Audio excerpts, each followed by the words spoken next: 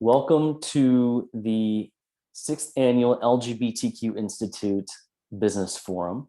I wanted to thank you all for being here today. Happy Atlanta Pride, as well as LGBTQ History Month, and welcome to a wonderful conversation that we're going to have today. I first want to recognize and thank our sponsors whose support has allowed us to come together today. We're grateful to Delta Airlines. We are also grateful to BlackRock.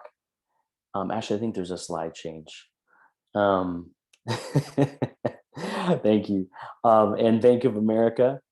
And businesses have often been the front runners in advancing LGBTQ equality, advocating for policies that protect LGBTQ employees and customers, and speaking out against anti-LGBTQ legislation. Now more than ever, we rely on businesses to serve as a buffer to outdated rhetoric and policy. And this is why the LGBTQ Institute is committed to engaging key community leaders and stakeholders. I also want to appreciate our commitment to our partner Atlanta Pride, who also is doing a lot of their work virtually, unfortunately, due to the COVID pandemic. This webinar is a series of discussions we'll have over the next few months focused on the evolution of business and gender diversity. This episode will explore the rise and visibility of transgender and gender non-conforming and non-binary people and the ways businesses are evolving to reflect an increasingly gender diverse population. Our panelists today will help lay the groundwork for understanding how the cultural and legal landscape is affecting TGNC and B people and the role businesses can play in creating welcoming workplaces and communities. And as we move through these conversations, think about the role your company plays when it comes to responding to the needs of transgender and gender nonconforming and non-binary people. And feel free to ask questions as we go through this. We'll hopefully get to some of those at the end. But I wanted to get to our first panelist, Feroza Syed, activist and realtor at Atlanta Fine Homes, Sotheby's International Realty. Feroza, thank you for being here today.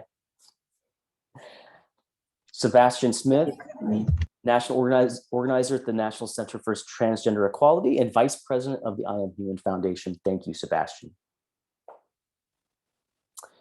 We also have Carl Charles, staff attorney for the Southern Region at Lambda Legal. Thank you, Carl, for being here. And our final guest is Bentley Hudgens, political strategist at the New Georgia Project. Thank you for being here today. And Ashley, one of our research fellows, is helping with our visuals. So Ashley, thank you for being here today.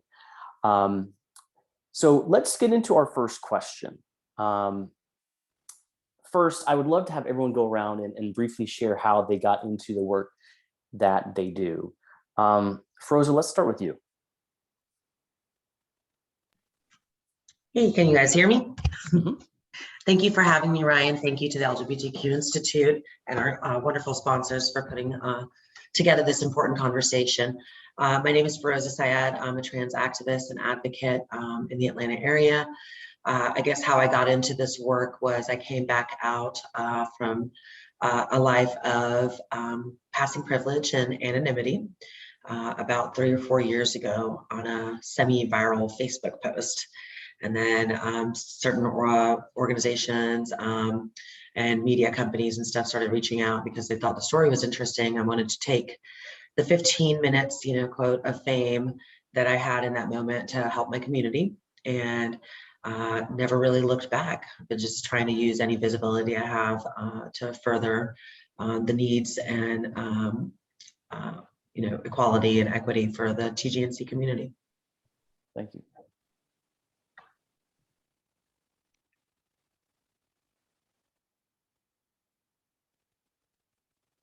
Anybody else want to share how they got involved? Sure, I'll jump out there, Ryan. Thank you so much for having me, everyone, today. I am Sebastian Smith, or Cy for short. You may hear Cy too. I promise I don't have a twin. That's me as well.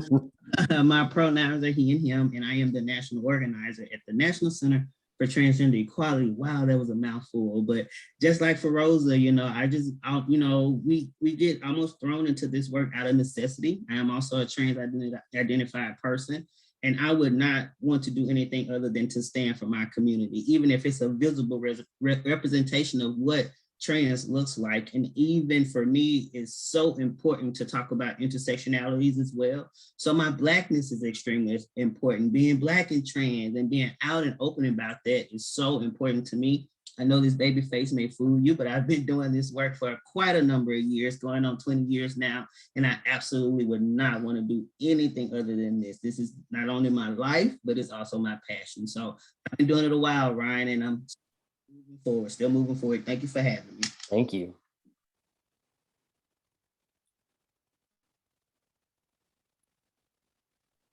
Go ahead, Bentley. Okay.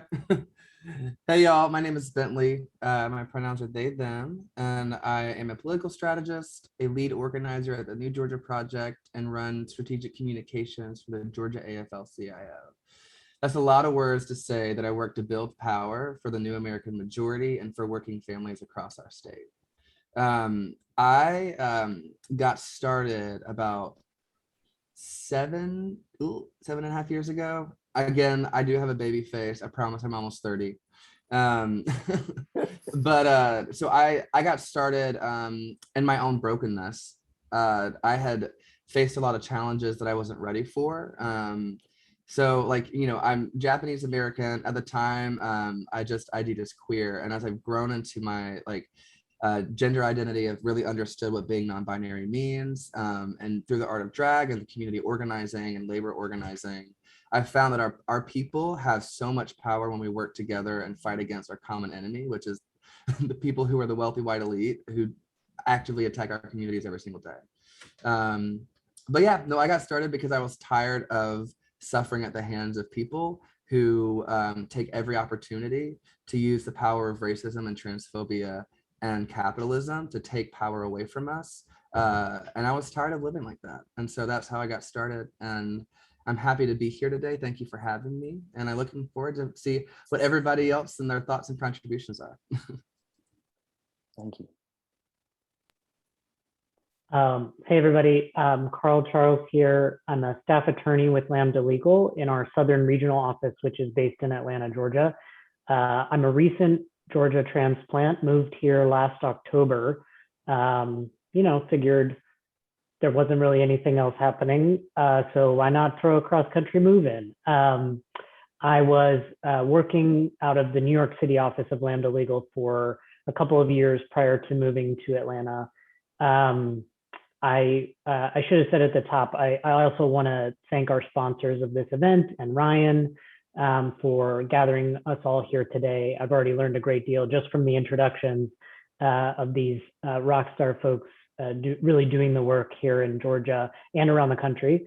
And I'm really honored to be with you all here today. So my work at Lambda Legal is focused exclusively on expanding and solidifying protections for transgender people, primarily through impact litigation, policy advocacy, and some public education, which is what I would count today's conversation as.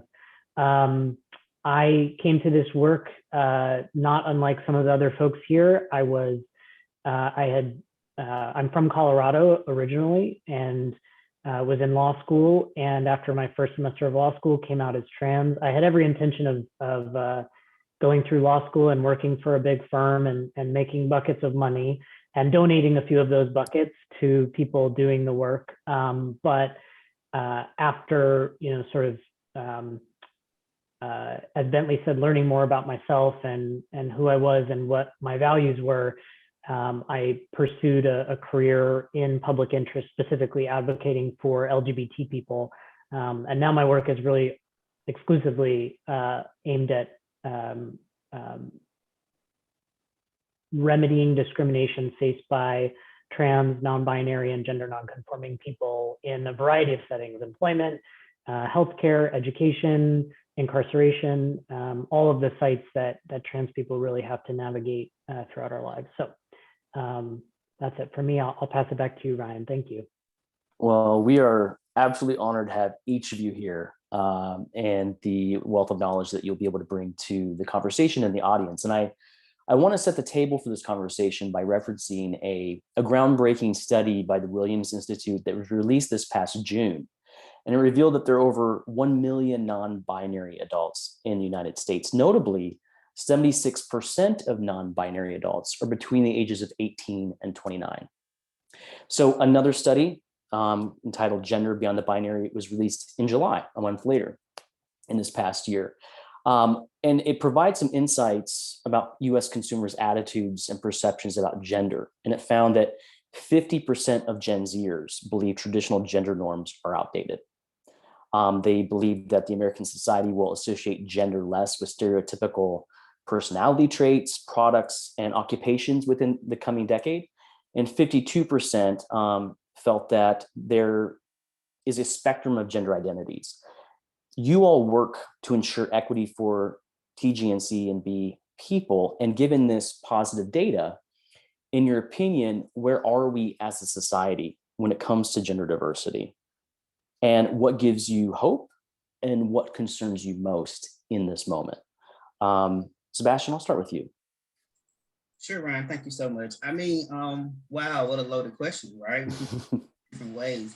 I will actually try to attack the latter end. I think that what people tend to not realize is that we get these little small chips at wins, right? Or things that look like wins for our community. But is it really a win? Like, are we providing equality and equity at the same time? Because equality is nice. Equality is what we need, right? As diverse people, as a diverse race of people. But is equity involved in that as well? So that's why I feel like we're lacking at. You know, even if we could talk about something that's broad like marriage equality. Wonderful, wonderful piece of legislation. But inside of marriage equality, we also forgot about trans people, and we also forgot about non-binary people, because that really, and I'm being honest and transparent, was not our fight. It was not our fight. So now people feel like, oh, y'all can marry each other now. There's nothing else left to fight for, and that could be so far from the truth. And then when we're talking about equity involved in that, marriage equality, again, yeah, we can marry each other. You know, lesbian, gay people can marry each other, but can we get a cake made? Can we get a venue? Can we get people to come and perform these ceremonies for us? So is it really equal? Have we thought about the equity that's involved in there? So again, we have come some way. We have, I think in the new generation is really setting the pace for that. I say all the time when I'm out talking is that the kids, our babies, our trans youth, the non-binary youth, they got it. They got it. It's us old folks, right? It's us older people that have to get with it and everything. So the kids got it. We just got to, in some sense of the word, follow their lead in some of these things, you know, and take our woes from our youth and what they're doing, because they accept all of these things. So again, for me, we've come such a long way. And I would be remiss to not celebrate the wins that we've had. But inside of those wins, is it really win? Is it really equitable for all of our people? Our trans youth are still being attacked. Right now in Texas, right at this very moment, there's legislation being that is on the floor at this very moment while we speak. So are we really providing equality and equity in hand? So that would be a portion of my response, because I can continue to go. Thank you, Sai. No problem. Are we just hopping in? Absolutely. Okay. Well, I'm going to follow up on what Sai said earlier. I think that there is still a lot of work to be done. And yes, I take joy as I probably one of the oldest people on this call. I'm going to say I'm 40. I don't know. Sai does have a baby face, but you know, coming in from a different generation of TGNC folks and experiencing, you know, transitioning almost now 20 plus years ago and seeing what's happening today, I'm really hopeful for, you know, the landscape that we're seeing currently. But at the same time that we're seeing all this immense growth and acceptance, we're also seeing an immense and equally parallel, you know, hate. When you really look back over the last roughly, you know, 4 to 6 years, and you know, Donald Trump coming into office, running on platforms of transphobia, you know, trans people coming into the bathroom. We've seen more murders, you know, yearly of TGNC people, year after year after year after year, coming to the point where the highest recorded, number of deaths have been in the last, 2 years consecutively, I believe, if I'm not mistaken. One of those years being in COVID, where we are literally supposed to be quarantined, and we saw more people murdered that year than previous years in the past. And as far as work being concerned, I'm going to use size organizations numbers to talk a little bit about housing, because I believe, the Center for Trans Equality released some numbers on housing, and that's obviously my specialty. But 1 in 5 people have been discriminated while looking for housing if they're TGNC. 1 in 5 people have actually experienced homelessness if they're TGNC during their lifetime. 1 in 10 have actually been evicted for being trans. Some of these stats have to change for us. Just like Sai said, I'm really grateful for the smaller wins that we're having, but when we're looking at things like marriage equality, or people nodding, or a trans person being in a Target commercial, those things are not making real change in our communities' lives. And when we're looking at specifically intersections and more marginalized communities, when you add in being POC or Black to being trans, that you're still seeing issues with getting basic human rights, access to housing, access to healthcare. So I definitely think there's a lot more work to be done. And I agree with Sai that I think our next generation is chugging us along. I really love the fact that, on a positive note, when you're looking at kids from this newer generation, it seems that, non-binary or being trans is acceptable. Even within my own family, kids are talking about things that they never talked about in the past. So that gives me a lot of hope. But I definitely feel like we have a lot more work to do. Sorry, that was a mouthful. All good.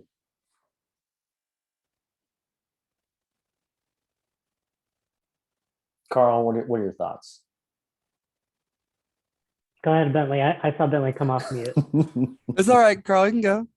Well, I don't know that I have much to add to what Sai and Feroza really eloquently explained there. I think I'll just say very briefly, I definitely think that the increase in folks feeling comfortable and on some level safe enough to be open about their gender identity, about the diversity of their gender experiences and expressions is fundamentally excellent, right? That is great. And I do think that reflects a change, even a small change, in people's perceptions of their ability to live a life, an authentic life, with being open about who they are.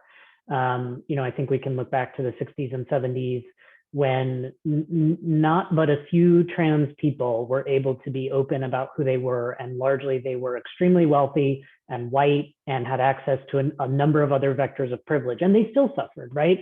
I'm talking about the Christine Jorgensens and Reed Ericksons of the world, right? These very famous binary identified trans people who were wealthy and had access to other material life chances that, as Feroza said, a lot of trans folks of color and continue to not have access to. So I think it's promising that so many people feel comfortable, feel like they can look out into the world and see themselves as having a life and a future. And, some real advances have been made in terms of making some healthcare more accessible to some trans people, some housing, some education, some employment, right?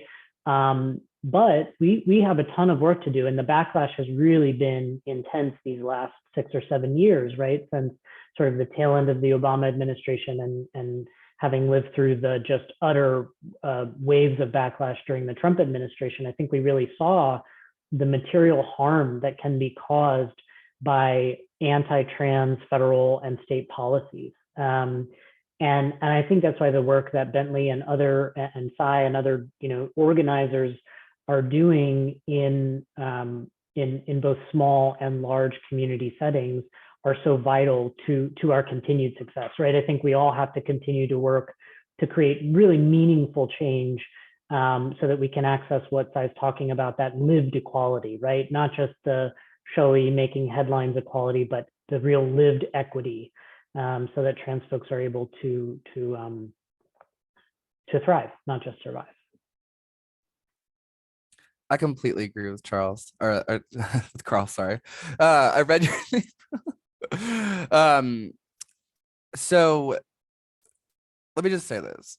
So year after year, Georgia's leadership claims to be number one in this and in the country for business.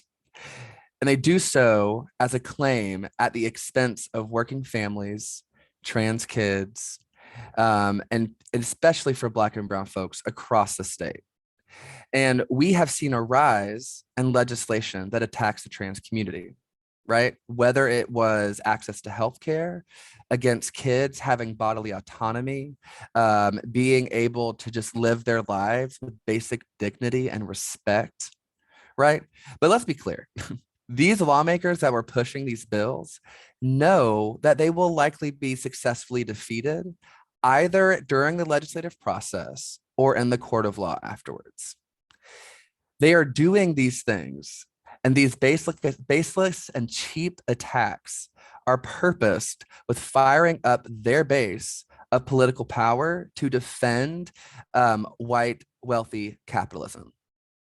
And what we have seen is with these attacks on the kids who are braver than I ever was, and so many of us could have been in that moment, they are using them as scapegoats and using them as basically collateral to defend white supremacist power.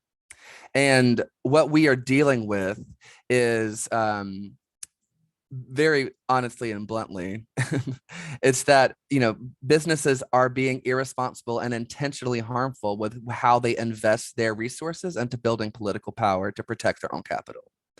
And this comes at the harm of these kids who now are just trying to go to school and be themselves and learn, but know that their bodies are being used as political collateral for a struggle that they never asked to be a part of. Thank you, Bentley. I want to stay on this theme because with increased visibility does come backlash. And it does seem that whenever society learns of injustices, there's a segment of the population that wants to change and do better. And then there's those who take a learning moment and transform it into something to fear. Case in point, more than 250 anti-LGBTQ bills have been introduced into state legislatures in 2021. So at least 35 bills would prohibit transgender youth from being able to access best practices, age-appropriate, gender-affirming medical care, for example. At least 69 bills would prohibit transgender youth, and in some cases, college students from participating in sports consistent with their gender identity. And so, Sai, I wanted to put out this statistic from the Movement Advancement Project, which said that over the last 5 years, LGBTQ Southerners successfully defeated 93% of anti-LGBTQ bills that were introduced into state legislatures.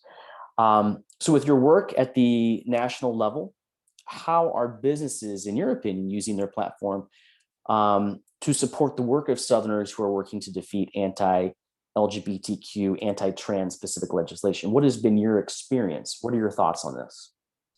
I think Bentley hit it, right? I think there's a lack there, right? I think we're still fighting. And again, kind of going back to my original point is that we've started to do these things out of necessity. So you're not going to hire Black trans people, so we're going to go create our own organizations, and we're going to continue to fight in these movements. But we're doing these things out of necessity. So what we're asking for is the elimination of the barriers that are stopping us, that are in our way. And those can be literal barriers. I don't have a ride, I don't have access to transportation to go to work. Or it could be, some of those perceived barriers. My ID documents may not match the way that I present. So when I go into these places for employment, if they're not educated, here's an issue here. We have an issue here. And people like me and people who look like me avoid it altogether. They avoid it altogether. And then now we're thrust right back into a system and right back into a cycle of being in poverty, all over again. It's just a continuous cycle. And then again, we are so intersectional, and the idea of it is problematic in itself, right? Because we are a diverse nation and of people. But for the sake of the conversation, we all know that we all are more than one thing. We're not a monolith. We hear that all the time. So as I am out here fighting as a trans person, I also am a Black person. And most times my Blackness is viewed way before my transness. We might not even get to my transness because if my Blackness threatens you, we have to handle that situation first, So again, it's just, there is a disconnect, there's definitely a disconnect. While we are saying that there are more businesses, like today I have, right immediately after this, I have a training with Uber to talk about earners, gender diverse earners and their support agents and how they're handling them and being more affirming, because ride sharing, Lyft and Uber has changed the game for our people, especially those of us that have access to vehicles. That has completely changed the game for our people and being able to have sustainable places to work and control our own schedule, being independent contractors, all of those things. So there are businesses that are getting there, but we know that, again, when you're talking about the South, I'm Black, I'm trans, I'm some other things. So there is so many overlapping issues that we have to talk about, that we have to deal with, to eliminate a lot of those barriers. So there's a disconnect there. There's definitely a disconnect there. Another one of those things, we come some way, but we definitely have so far to go. But it's gonna take people like me and people like Feroz and people like Carl who are trans, openly, visibly trans identified people that are in places of leadership, that are in corporate America, that are leading our fights. Because it has to be us leading our own fight. Yeah, you can speak to the trans and non-binary experience, but you cannot speak to my specific lived experience, nor can I speak to Feroz's or Carl's. We all have a different experience, but it's so important that we are the leaders of those efforts, that we are the one that you're hiring if you're servicing us. If you're servicing LGBTQ plus people and you have nobody that's openly identified, because we're not saying that's a requirement, but no one that's openly identified as lesbian, gay, bisexual, trans, or those other letters on your staff, are you really servicing us? Are you really servicing us? That's a part of equity too. If you're gonna service us, hire me too, so I can make sure that you're providing the service that my community really needs. I thank you for that. That's pretty powerful. And I really appreciated you giving those examples, to bring this home about what businesses can do. Because we do know that businesses are recognizing, again, according to some of the data that we shared earlier about the younger generation, these labels, if you want to truly compete, you have to make sure that you're on their level. So I really appreciate you mentioning that side. Anybody else want to chime in particular to this question? Carl? Oh, Feroz, go ahead. No, Carl, please. Okay, very quickly, I just want to follow up on something Sai touched on, and in answer to your question, Ryan, I think back to the HB2 litigation in North Carolina, which is, our neighboring state to the Northeast, and the overwhelming response from the business and corporate community in response to that state legislation in 2014, 15, 16, it was overwhelming. It was the NBA pulled the NBA finals, Disney, Netflix, giant corporations were saying, nope, we are not going to play ball. We're not going to have our events or our corporate offices or participate in a state that is sanctioning this kind of discrimination.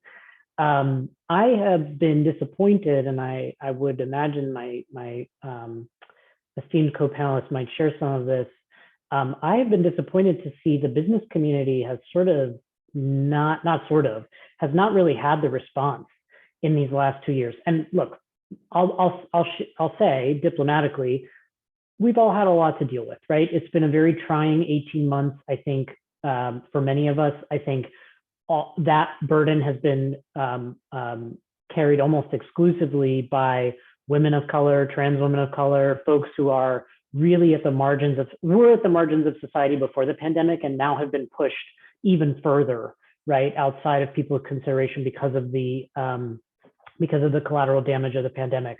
But what I will say is business has continued, right? People are still asking their folks to work. People are our economy has really tried to continue and resume. But what I haven't seen is, where were the corporations and the NCAA and all these big organizations saying they were going to pull their events from Idaho or from West Virginia or from Arkansas or from Florida or Tennessee, right? All of these states that passed anti-trans sports bans in the last legislative session.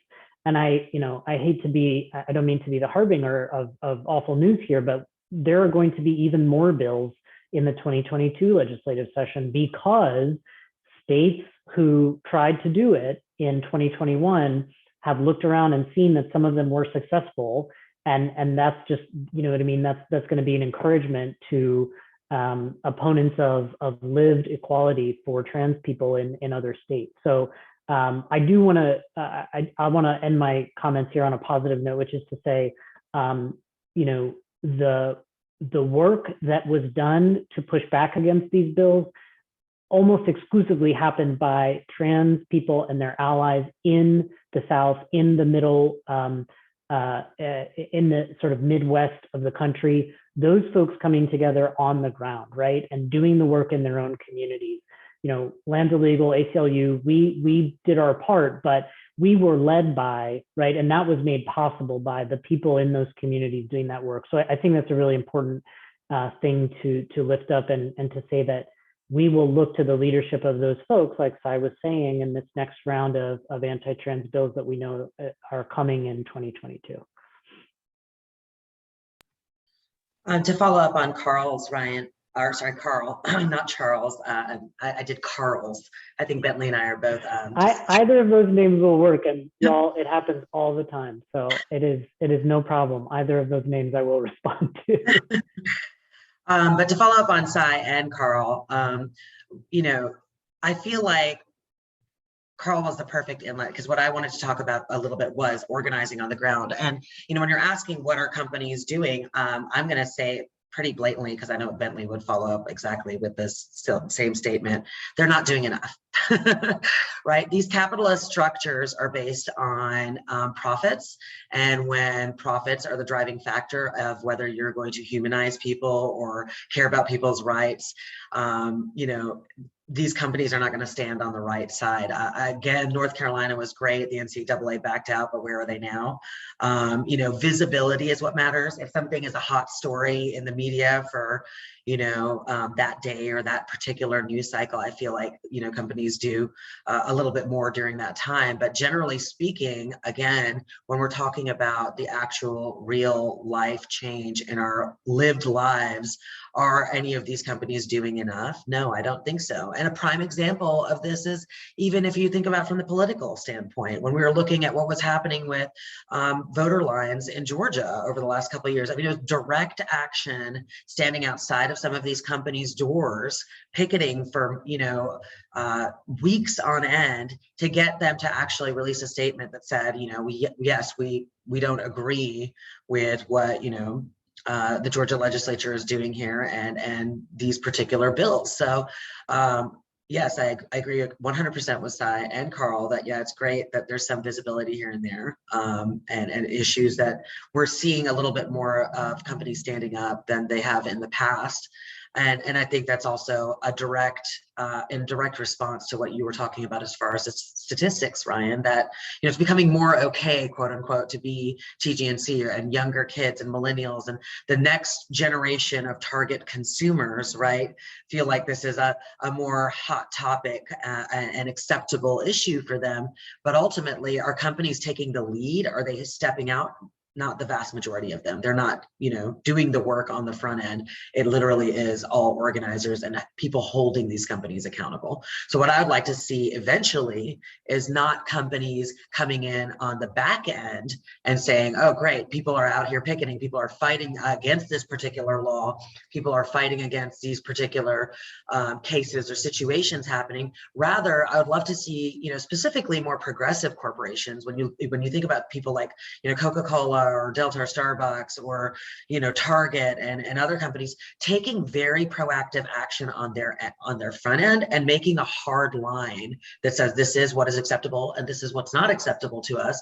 And it's not about the money. If you don't want to shop here, then don't shop here, but we're going to, you know what I mean? We're going to support these issues. And I understand that that's not ultimately, how businesses are run, but, without taking a serious stance, I feel like a lot of these companies just kind of come in when it's acceptable, and then when it's not, just walk back. Well, and Froza, you really touch upon, and Bentley, I'm going to get to you because I know you have some thoughts on this, but I think you make a really good point in terms of just wanting companies to be more proactive, and considering that we are in a capitalist society, and knowing that in order to create change, we have to understand the levers of power that we can pull to create change. Billy, I wanted to chat with you specifically because you do this work here, locally, statewide. And one of the things our survey found, the LGBTQ Institute Southern Survey, we asked Southerners, what would you want companies to do, for example, to stop anti-LGBTQ legislation? And for those that were surveyed, the actions they wanted businesses to take most were they wanted the company leadership to meet with elected officials. They wanted the company and the CEO or owners to speak out against the proposed legislation. So, they've worked as a political strategist here on the local and state level. In their opinion, are businesses utilizing their voices? And if not, why not? And in your opinion, what are the most common barriers that you're finding? Would love your insights on that. Kind of dovetails into the direction we've been going. Yeah, thank you. I'm going to try to keep this short because we can talk about this for a long time. But first, let's talk about the tactic that Carl mentioned earlier, right? And that we saw during this last legislative session with 202, and I'll get to those provisions in a minute. But I want to be clear. Defeating terrible pieces of legislation that harms our communities is not a victory. That is survival. And so it is honestly condescending and patronizing when companies act like they did something by doing the bare minimum. And then on top of that, their only method of engaging in political action has been taking work out of our communities who need it, right? So when they say, when they come in at the last minute, when it is convenient for them, and then they can speak out on issues, and their only method of political pressure is to take work out of the communities who need it the most, right? So we'll say, all right, y'all ain't doing what we want to do. We're going to bounce, have fun, right? And when they do that, it endangers the workers. These companies, all of their strategies and tactics are impacting working people the most. And so on top of that, right, with Senate Bill 202, we knew this was coming. We knew what was happening, and they came in at the last minute. And, these provisions, right, the mass challenges, right, and any individual in the state can challenge an unlimited number of ballots and voter registrations, right, in the state. Bentley, can you just explain a little bit about SB 202? Yes. Yes. So Senate bills. Yes. So sorry. Yeah. So Senate Bill 202 is an anti-voter racist piece of legislation that passed in the Georgia legislative session this past year. And it was in response to the historic voter turnout that we saw in Georgia during the primary, the general, and the runoff, specifically for Black, Brown, and immigrant communities. And how I'm saying that first on purpose, because the queer people in these communities were also impacted, right? They knew what they were doing. So Senate Bill 202 was a way to decrease access to democracy for the people that we care about the most in this room, right? So there's mass challenges. You can challenge people's votes. There's a criminalization of line warming. So, right. So when we were giving, so let me be very clear, in a nonpartisan way, just handing anybody who needed a water, who needed a protection from the elements. I mean, there was a time where I was at Park Tavern this last year, and there was an hours long line in the middle of a thunderstorm. And so we were out here making sure people had ponchos and water and food because our system of democracy in Georgia is incapable of making sure that people have free and fair access to democracy, right? It criminalizes more parts of voting, and it's a method of intimidation. So I can go off, in a list of what Senate Bill 202 does line by line. But the main point that I want to come here is that all of these things impact Black and brown folks, immigrants, queer people the most. Because, right, for example, an ID, we have to have an ID to vote. When you go to present your ID to a worker at a precinct, and that ID does not match your gender presentation, who's to say they won't tell you no, right? So there's so much to do with this. And in returning to the original point is, yes, there was a huge corporate accountability campaign across the state to hold people accountable because of the investments that they made and their own political resources and the actors who introduced this legislation in the first place. By investing their lobbying dollars and their PAC money and the things that they use to build political power for their corporations, they can't come back around and act mad and surprised when the people that they put in office in the first place are the ones attacking our communities, right? So there's that. And on top of that, I mean, there's the PRO Act up in Congress that still hasn't even been voted on yet.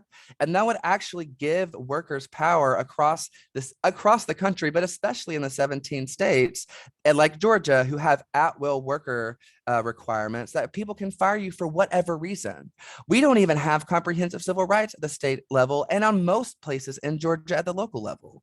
So yes, I'm thankful for Bostock v. Clayton County, but our people deserve more than the basic right of going to earn a paycheck without our personhood being disregarded.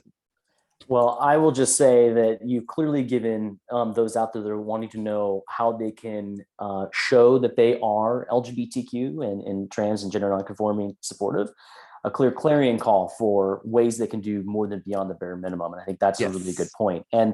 And I guess, Carl, to you, to this point, as you know, one of the best ways to determine progress is by the laws that have been passed and the policies that support gender diversity. So, for example, the American Medical Association this past August recommended removing sex from birth certificates, stating that designating babies as either male or female at birth fails to recognize the medical spectrum of gender identities, for example. So you have folks who are starting to create policies and practices that start to move things along. Can you talk to us about the recent laws that have passed that are affirming of TGNC and non-binary folks? And under these protections, what are businesses' responsibilities? So for example, like pronouns, we have the Bostock decision. If you could describe that briefly, what that means and what it may mean for businesses moving forward. Sure. And I just want to lift up the comment that Bentley ended on. No person's dignity is solely premised on their ability to work. We know that people are able to access human dignity without working. So I think that's super important to underscore my comments here. But I will say, for those who are able and want, right, to work, the Bostock v. Clayton County consolidated cases, that the decision that came down from the Supreme Court last summer on June 15th, 2020 was really significant. It was not a panacea, right? I will not represent that it was all things and solved all of the issues here, but the Supreme Court essentially said what federal courts across the country have been saying for the last 30 or 40 years, which is Title VII, which prohibits discrimination on the basis of sex and employment, includes discrimination based on transgender status and based on sexual orientation. So that victory was really significant in basically sort of tying a bow on what we as advocates had been saying for many, many years.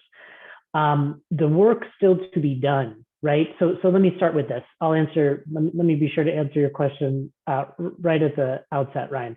Businesses, as I think anybody who's on this call and as an audience member, and I think many people in the general public sort of take for granted the idea that you cannot have a negative employment action against a person based on a protected category, right? If part of their identity corresponds with race, ethnicity, disability status, gender, and now very clearly transgender status and sexual orientation, that is gender identity and sexual orientation. So you cannot fire someone for being trans. You cannot obviously prevent them from being promoted. based on their transgender status or their sexual orientation.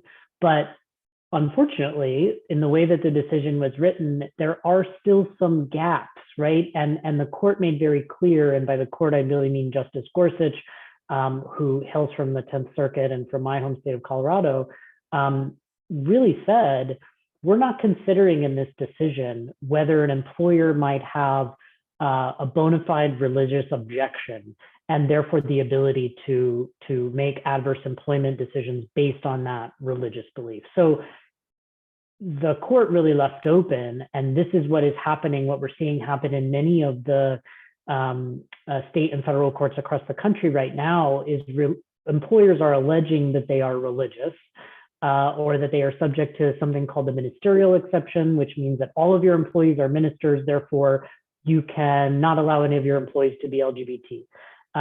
We are seeing people really dig in, right? Opponents of LGBT people are saying, we're going to find a way around this. So that's one thing that I think folks need to keep an eye out for, right? Is some people who own some small or large businesses are going to start to say things like, well, or I should say they're going to continue to say things like, my religious beliefs preclude me from hiring you or sustaining your employment or what have you. I think that we are likely to see employers and employees digging in various other ways. And I think, the other gap that the decision that Bostock left, unfortunately, was, and what Justice Gorsuch pointed out, was that this decision does not cover whether businesses are obligated to let employees express their gender in the way that corresponds with their gender identity, or use a bathroom that corresponds with their gender identity, right? This decision didn't speak to those things at all. It was what we like to say silent when it comes to those questions. So these are issues that I think we're going to see sort of percolate, right, up through the state and federal courts across the country. I'm trying to not be a total negative Nancy here. So I want to end with my comment with one positive remark here, which is that in August of this year, Hobby Lobby, right, which everyone knows about for many reasons, right, and sort of fits in that bucket that I was just talking about of employers who are going to try to use bona fide religious beliefs as a tea leaf for their discriminatory motives. Hobby Lobby in the state appeals court in Illinois lost an 11-year battle with a transgender employee, a trans woman who was employed with Hobby Lobby for presumably at least the last 11 years and maybe more. My side comment to her is like, why didn't she just go work for Michael's? But listen, if you love your job, if you love your colleagues, you shouldn't be scared away from your employment by discriminatory a-holes, right? And so Hobby Lobby lost in an a-hole is a technical term, excuse my language. But Hobby Lobby lost in the appeals court in Illinois. And now this trans woman has the right to use the restroom. And I think we can't look at these decisions in a vacuum, right? Like, this woman obviously had incredible support from her colleagues, right? She had probably had incredible support from her supervisors. And she continued to stay the course and fight this battle. And it's really going to have an incredible effect, not just in Illinois, but across the country, right? So those are the kinds of battles that we are likely to see. And again, let me end by saying, businesses who are not in the opposition camp, which again, if you're here today, that's not you, that's not your business. There are lots of things you can affirmatively do to make sure that you're living up to not just what Bostock requires, right? That's the bare minimum that Bentley was talking about. We're talking about going above and beyond. And I put some responses to Ashton's question there in the question and answer. I typed out an answer about what businesses can do to make their corporate spaces more hospitable and welcoming to TGNC people. Some of those things are small things, right? Like making sure that gender and name changes can happen really seamlessly in company systems, right? When you make it hard for a trans person to update those things, you just make their life hard, right? You can ensure that your healthcare doesn't have any exclusions for gender affirming transition related care, right? You can make sure, and this is a bigger thing, but something I encourage corporations to do, you can ensure that at your corporate offices, there are bathrooms that are accessible to all people, what I call all gender restrooms. And if if your corporate policy pushes back on that, at least have single user, non-gender specific restrooms available, many of them all over the building, right? That's going to ensure that clients colleagues, employees, everybody feels like they can focus on the work and the reason that they are there. They don't have to worry about all these ancillary issues. But those are some of the things that's what I call above and beyond. Shouldn't be that, but at this point, that's above the bare minimum, things that corporations can do to really commit to the legacy of Bostock. Carl, thank you for that. I really appreciate that, the overview, but also getting into the deeper aspects of things that corporations can and businesses can actually do. But to your point about Bostock versus Clayton, which really is in discussing matters of employment, it does not cover other aspects like public accommodations, education, federally funded programs, credit jury service, and housing. And on this last point, Froza, you've made it your mission to ensure transgender people can get housing. Can you talk to us about why the Equality Act, for example, that's being, running through Congress, which would ensure these other areas are protected, why that's needed and important? And it goes to one of the questions that we've had posed to us, which is, apologies for the long question, but their question was in also that same vein. Yes, we have young people chugging along with their acceptance in social networks, but how do we have attention paid to folks who are aging or isolated or poor in healthcare, housing, food, et cetera? So kind of combining some of these, but why deeper protections beyond employment is so needed? Well, I've been fired in Georgia for being trans. So I've personally experienced this, and it's very dehumanizing to feel like just existing as a person is grounds for you to not work in a place. I work with multiple different boards, but the work that you're talking about that we're doing here in the Atlanta area is through Trans Housing Coalition. Currently, we're housing roughly 30 people, predominantly Black trans women who are homeless in either emergency housing, temporary housing, or permanent housing for about a year. So the work that we're doing is amazing in the Atlanta area, but why it's important for all of these other aspects to be covered is because they all fit together. Without housing or without healthcare, employment, doesn't particularly matter. Like, does that make sense? Or without, again, healthcare, if you're employed and you have housing, it doesn't matter. All of these things are basic human rights. So when we're looking at it as a whole, it's kind of like Sai was saying earlier about having intersections, right? You're not your one particular identity. You're a lump sum of everything that makes you who you are. And all of these accessibility issues that we're having across the board, these are all equally important parts of someone's life. So when we're looking at legislation or we're looking at how companies are supporting their employees, it can't just be one aspect of somebody's needs. It has to be everything, because without one major aspect, the rest of the house of cards, in a sense, will fall down, if that makes sense. Does that answer the question? No, I appreciate you bringing that together. Sai, did you have something you wanted to mention? Sure. I just wanted to piggyback on what Feroza is saying, that each of these things, they play a part on the other. As she mentioned, as far as Black trans women are out here and they are doing necessary survival sex work. But why is that necessary? Why don't they have the same access to the same employment opportunities as anybody else has? So that we have to figure out what that barrier is, and making sure companies are having these trans 101s. We got to get past 101. That's a problem. We got to get on the 102 and 103 now in 2021. We got to get past it. Pronouns and all that stuff should be there by now, but we're not. But companies should want to seek out this information, because again, our community, if I'm not employed, 9 times out of 10, I don't care about healthcare. I don't have access to it, because there's also Black market ways to do this. And that's what we're trying, that are detrimental to our community. And not only that, these survival sex workers putting our trans women in unsafe spaces and putting them at risk for violence. Not saying that that's the only thing, but that is one of the things, So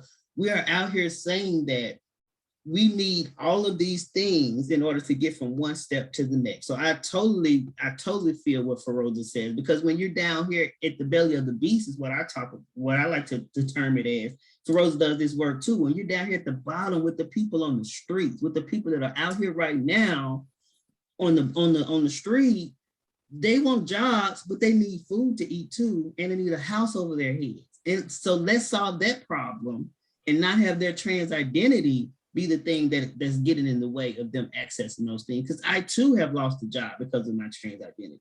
Too many of us have that same story, so there's still a disconnect there between, businesses and just trans people and being forward thinking and all of those things. But again, we have a lot of things on the ground level that we definitely have to housing, food security, financial security, that we have to make sure people have access to. And I'm going to go on the limb to say it's not just trans people, it's people, it's human beings. That once we start to connect this stuff to being a human being, then we could definitely have a little bit more grace for each other.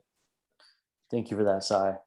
Further, Ryan, I was going to say that, I think me and you discussed this over lunch when I was talking to you about the panel that I sat in on sex workers in the Atlanta area who were talking about, employment opportunities and trying to get out. And one of the crazy things that kept coming up again and again and again was for every position that they wanted to apply for, if anybody had a background, which obviously 95% of people who are living on the street or who are engaged in sex work or, are marginalized communities might have, they couldn't get jobs. They couldn't be a real estate broker. Georgia doesn't allow you to, get a real estate license if you have, a criminal background. You can't be an insurance broker. You can't work for companies if you're having. So all of this kind of builds up, but then we're asking what companies can do today. So I'd say, on my ending note, at least, if you can give somebody a shot who's not a typical candidate in employment senses for you,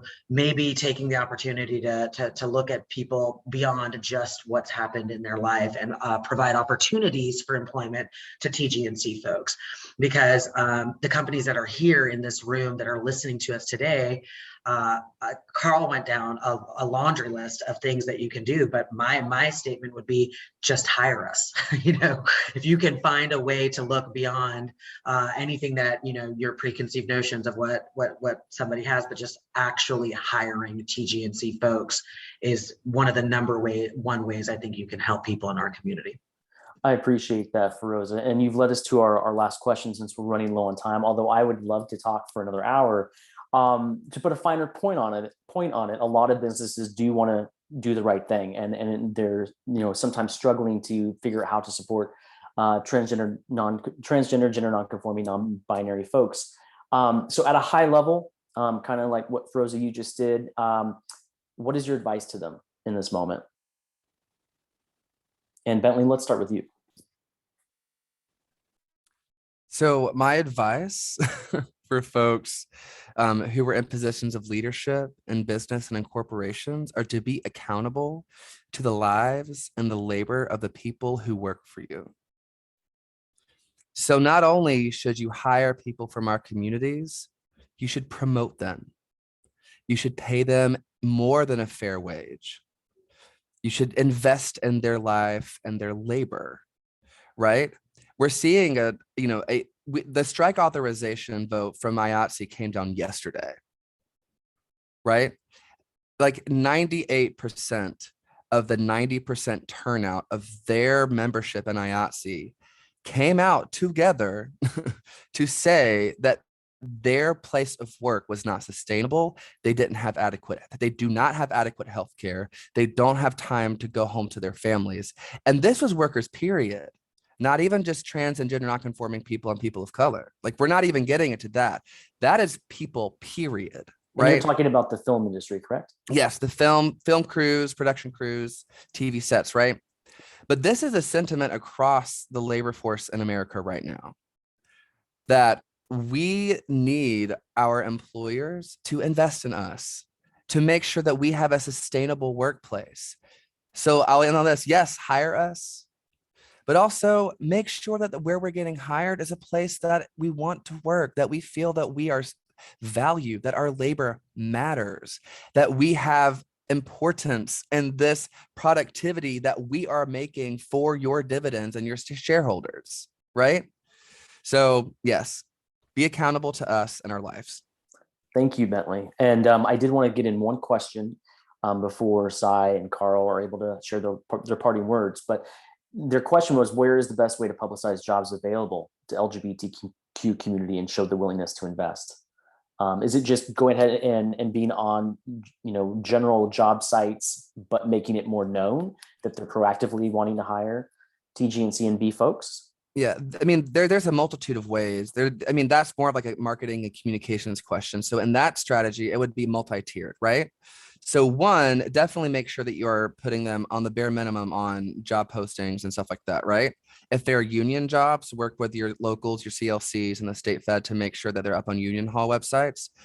But also, not everybody has access to the internet, and not everybody is a union worker. So, like, I would say have community events, work with folks like the New Georgia Project and like the organizations that are represented on this call who are working closely with these communities and have access to them, right? We're going to vet you to make sure that you're actually giving people gainful employment, but do some groundwork with us, right? Make sure that you're talking to people directly and not indirectly, just and relying on like internet platforms, right? Maybe volunteer with us. There you go. Send us some donation. Make sure we can hire trans people and invest in their lives and their labor and their talent. So yes. Thank you, Bentley. Thank you. Appreciate that. Cy, parting words at a high level for businesses on how they can make sure they're doing the right thing. Sure. I think Bentley summed it up. And I mean, just again, kind of going back to my point of we're human beings, right? Bring some humanize the process.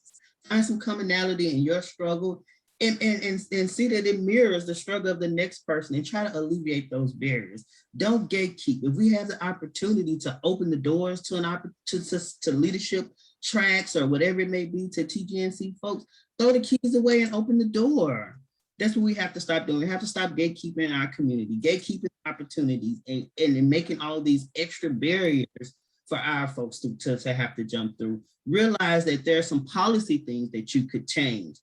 The completely total rules that your company has to follow. Policy change could be something as simple as, no, your ID the ID that you wear in the store or the place does not have to match your legal name. Because so many of us don't identify that way. You can put it in policy that people share their pronouns in their email headers and things of that nature. There are so many small ways to show that you're an inclusive workplace, even from the inside, because I can believe, and you may not believe this, it's a lot of businesses that have trans and non-binary people that work for them that you don't even know it. That's right. No, because they don't feel safe enough for you to know. They feel like they're going to lose their job if they come out. They feel like there's no opportunities for growth. These are all the things that you can do to take it just a step beyond and realize that Pride is not just 30 days in June. And we don't want to just see you during Pride season. I want to see you those other months beyond Pride season. Your Pride commercials and the flag in the employee break room, it's cute. It's real cute. But what are you going to do beyond that? What's your next step when Pride Month is over? So those are some of my top level like that. It's just that's taking that extra step. Thank you, Cy. No problem. And HRC corporate index too. People feel a way about HRC, but the corporate index is out there. Make sure you know about it and do what you need to do to make sure your business is listed. Thank you, Cy.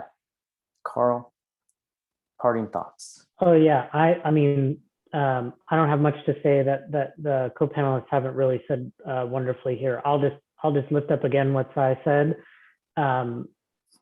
The way to ensure that your workplace is welcoming for LGBT people is to make your workplace welcoming for LGBT people. And I think a lot of that, the way that your job postings are going to stand out, there's not necessarily like a secret list or something that every trans or gender non-conforming or non-binary person subscribes to, but you can be doing, like Cy said, you can be doing LGBT focused initiatives all year round. right? I think it's easy to do it for 30 days in June and then not really give it much of a second thought. But when I see it, when a trans person sees a job posting and can immediately associate that with some pro LGBT thing that business did in the last 30 days, that's, I think, what's going to draw talented folks to your organization. So thank you. That's a really good point. And I did want to just let everybody know on the in the conversation today that this video, which has been recorded, will be up on our website by the end of the week with additional resources. So that way, if you or colleagues want to share that with those that couldn't make it today, we'd really appreciate that. This is part 1 of 3 conversations we're going to have. This was to lay the groundwork. On November 9th, we're going to have a conversation that really ensures that businesses are looking internally. And then we're also going to have a conversation on December 7th where we're talking about, how do we make sure customers feel recognized in the advertising, the marketing, some of the things we've touched upon today. But I want to thank all of our panelists for being here today. I want to remind people that we have an LGBTQ Southern survey that is up right now. You can go to lgbtqsouthernsurvey.org. It's a really important tool for us to gauge what it's like to be LGBTQ in the South and gives us some really good data to work from to make sure that we're hopefully moving in the right direction. So I encourage you to take a look at that. That'll also be on the module that it contains this webinar. But again, thank you so much. We hope to see you on November 9th. And I hope you all have a good rest of the day. Again, thank you to our panelists, Feroza, Bentley, Cy, Carl, and Ashley, thank you for being willing to run all the visuals for us. We can't wait to see you next month and have a great rest of your day. Everyone. Bye, everyone.